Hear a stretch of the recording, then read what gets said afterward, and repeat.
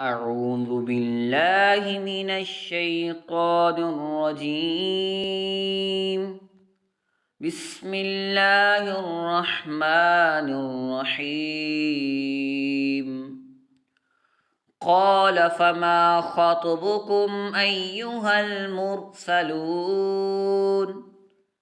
قالوا إنا أرسلنا إلى قوم مجرمين لنرسل عليهم حجارة من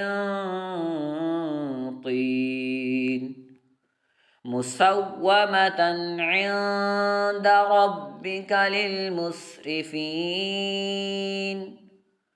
فأخرجنا من كان فيها من المؤمنين فما وجدنا فيها غير بيت من المسلمين وتركنا فيها آية للذين يخافون العذاب الأليم. وفي موسى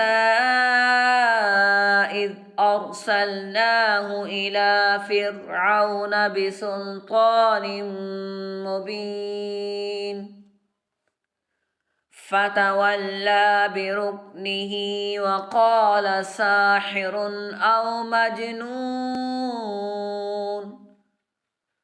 فأخذناه وجنوده فنبذناهم في اليم وهو مليم. وفي عاد إذ أرسلنا عليهم الريح العقيم ما تذر من شيء أتت عليه إلا جعلته كالرميم.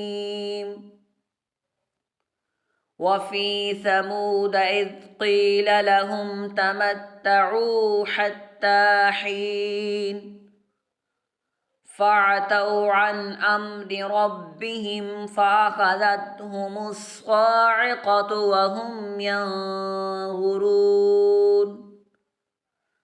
فما استطاعوا من قيام وما كانوا منتصرين. وقوم نوح من قبل إنهم كانوا قوما فاسقين. والسماء بنيناها بأيد وإنا لموسعون. والأرض فرشناها فنعم الماهدون. ومن كل شيء